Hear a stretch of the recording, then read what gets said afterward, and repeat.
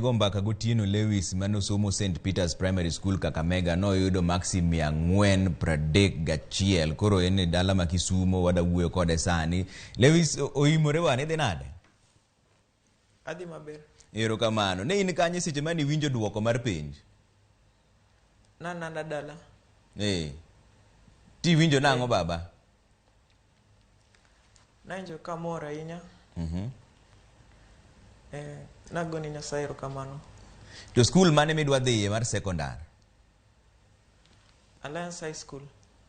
Ng'eni ng'eny ji penjo ni to nisomo nade momiyo koro iyudo 331? Nichiewo sa adi, tinindo sa adi, to nitimo tuition gi ng'a gere? Ere kaka niyudo maksi 431?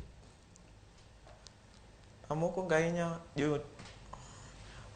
japuonjewa ne puonjowa maber ahinya. Alafu be nwademo ahinya. To ninindo sa adi tisomo sa adi? Wanindoga kar saa 4 e school.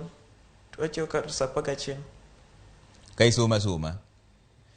Koro ng'isnwa ni e juma achiel kaka koro wuok tich men Monday nyaka tich abich, ang'o mane isomo? Koro ka Monday tisomo ang'o, Tuesday isomo ang'o, Wednesday isomo ang'o, to be nitiere sache mane iwuok ni koro iol idhi yweyo kata idhi tugo gi jowetegi? No natimatima subjects kaka wajasomo gi kate. Ne onge odiochieng' makawo ni mar subject achiel moro. To ni yweyo marom nade? Ne wayweyo.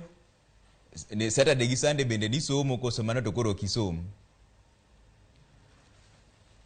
Wasomo ga soma, lakini nwayudo ga samo yego matin. Sa games gini ka noyweyo matin. Idwa tiyo tich mane kibedo ng'ama duong'?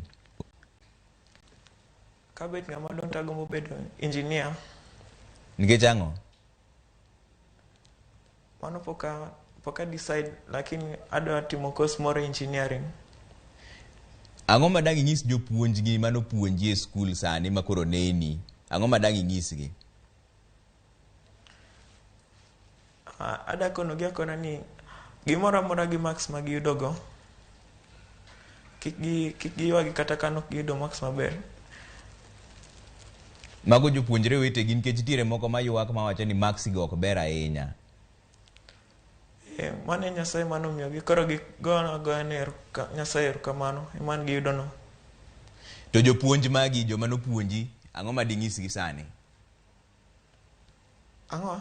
Jopuonju manopuonji e skul, ang'o ma ding'isgi sani? Agonegi erokamano maduong' ahinya. Sama nwawinjo kwa olga, negisikasika ka gipuonjowa, to negikonwa ni kik waol sani, pod penj bobiro mbelewa. Koro agonegi erokamano maduong' ahinya.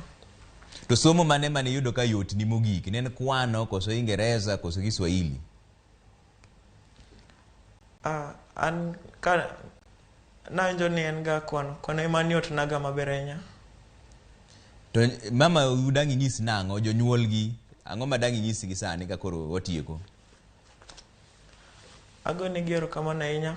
Ne gichulo na fees maber, koro seche te nanana e skul nokosiko kiriemba ni wach fee, koro agonegi erokamano ahinya. Alafu jaduong' na be adagone erokamano, iluonge ni Crispin Abong'o, agone erokamano ahinya. Adwa miyi thuolo mar dakika achiel mar oro mos ne joma nutimo godo penj, kata ujumbe moro ma in go midwa ng'isogi joma nutimo go penj. Jok mana timo go penj ta akono ni utimo maber ahinya, congratulations. Kata ka ingo lakini mane kaka nopang mae. Okay. Erokamano Otieno. Itiyo maber kabisa Otieno Lewis ma St. Peter's Primary School Kakamega oa dala ma Homa Bay, ne manoyudo maksi 431. Owacho noduoko erokamano ne jonyuol gi jopuonj, joma nojopuonjre bende manok oyudo maks mang'eny, onyisogi ni kik igi wang' nikech Nyasaye manochano to mabok e giko mar ngima. Wambe wapuoyo ji te manotimo penj gi duoko mane giyudo. Onyango Al Ivan noyudo 406, Lakewood School mano Komarok, mano Wood Fredi Janam. Nduma luongi Onyango Al Ivan 406. Ogonu salute. Utiyo maber jokama.